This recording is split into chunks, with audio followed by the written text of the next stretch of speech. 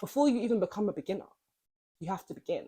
Hello and welcome to my channel. In today's video, I'll be teaching you how to actually start learning a language from day one. My biggest tip is stop questioning everything. Usually in life, we're told, be curious, question things. It's good for you. And I completely agree. I'm a very curious person. I question everything and anything around me. I just want to know, why is it like that though? But like, why? But what, why though? Why? It's when studying languages, asking this question of why doesn't do anything. It doesn't help because a lot of the time there isn't an answer. Even if there is an answer, most of the time a native speaker won't even know it. And I'll give you an example. In English, we say bits and bobs. Can any native English speaker explain to me why we say bits and bobs? If you're learning a second language, a third language, whatever it is, you cannot walk around questioning every single little thing because it will hold back your progress. You just have to accept the language for what it is, accept the culture for what it is. I think it's really important to have in mind that other languages were not created as a translation of your language. There are some words out there in other languages that do not have an equivalent in your native tongue. So don't try and translate word for word all the time. I would say as a beginner, yes, use Duolingo. It's beneficial. It's not going to be a long-standing character in this story. However, it's educational, it's easy, it's accessible, which is why I do still recommend from day one, use Duolingo because it will teach you some good vocabulary and basic building blocks that you need. So as a beginner, what you're going to need to start doing is learning vocabulary, obviously. So I would say start off, and this is what I did, with a list of the 1,000 most frequently used words in your target language. 1,000 words, it's a nice target. It sounds like a lot. It will go by really quickly with flashcards, and make sure you know those words. And that will be so powerful for you because that will really let you begin to speak. That will allow you to begin to actually communicate with people. Know your communication is not going to be great with just 1,000 words. However, if you learn the most frequent words, and you can just do a quick Google search for this and find a whole list of words, because that will really kickstart your learning journey, and it will give you some motivation because you can see results, you can see yourself speaking. Because you'll be able to form a sentence and speak with these words, it will really give you a sense of achievement, which is what you need. A lot of people give up because they don't see results. I don't want you to give up. The minute you start to feel overwhelmed and stressed is when you're at your weakest and you might give up. That's what we're trying to avoid. That's what we don't want. We don't want this to be another failed attempt of you learning a language. Please. Here we have an artifact, a real life, actual artifact.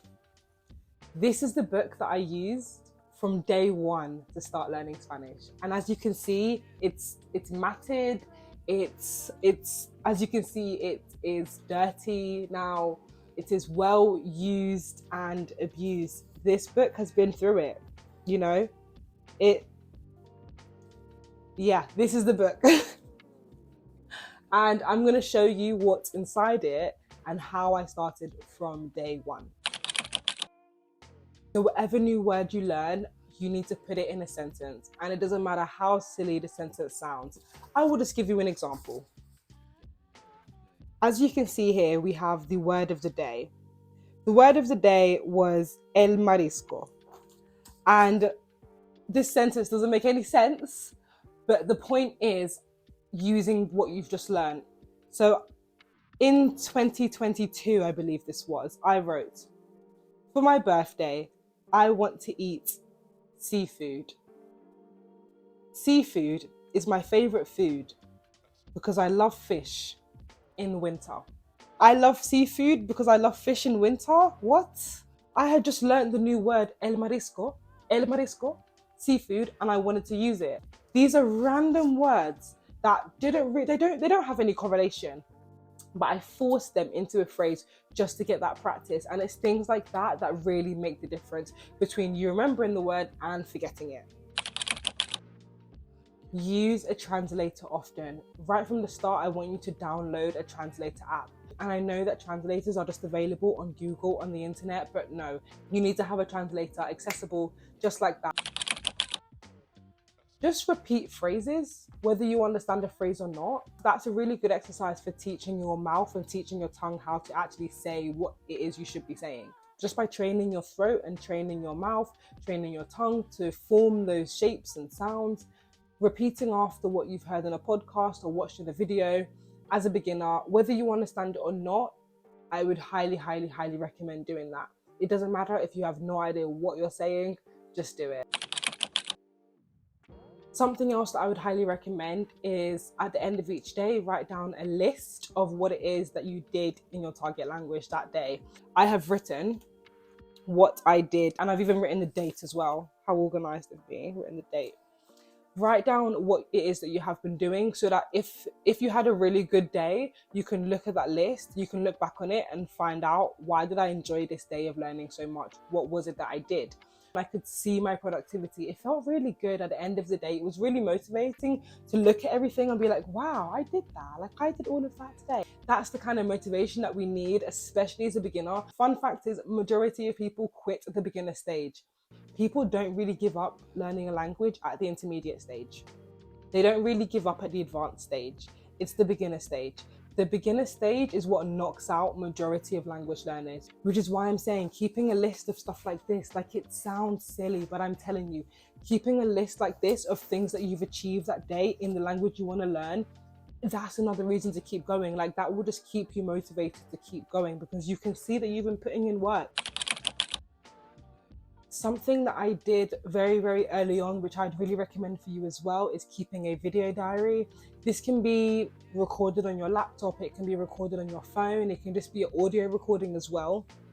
Just being able to speak from the beginning, you're gonna sound weird, you're not gonna want to listen to it back, and I admit, even now, I don't like listening to myself back, even in English. So imagine how I feel editing these videos. There's a whole bunch of like videos down here, and I would record one every day. I started off with about 7 minutes, 3 minutes, building my way up to 10, 15. Now I record myself for about half an hour. I could go longer, but there isn't much point in that really. I don't really record myself as much as I used to, but as a beginner, it definitely challenged me because it's hard. Like, you realize there's so many things you don't know how to say. But I would just say, focus on what you can say as a beginner rather than what you can't say, for your own motivation and for this to be sustainable for you, for you to actually enjoy it. Because being a beginner, anything that you can find enjoyable, do it. Because once you reach intermediate, things become much more enjoyable in general because you can watch your favorite show in that language and you already like that show. Whereas being a beginner, it's a lot more studying. It's a lot more, your content is much more restricted. Something quite fun to do as well as a beginner is write yourself a little story, write a story. You will thank yourself so much for it when you come back to revisit it in a couple of months and see how far you've come. Stuff like that melts my heart. I go back and I read stuff that I'd written months ago. I read stuff that I was writing this time last year. And I'm like, oh, I didn't know how to say that word yet. Oh, because you really see how far you've come. You really do. Writing a story, writing a diary, a voice message, stuff like that. It's really a screenshot. It's a capture in time of your level. Enjoy this time being a beginner because the more you learn, you can't unlearn. You can't go back. I'm so glad I have this as evidence of my journey. This whole book is just evidence of every single mistake I've ever made in Spanish, every single failure, every single word I didn't know, every time I struggled and didn't know what to say is in this book. One day you will be an advanced, fluent, proficient speaker and user of the language.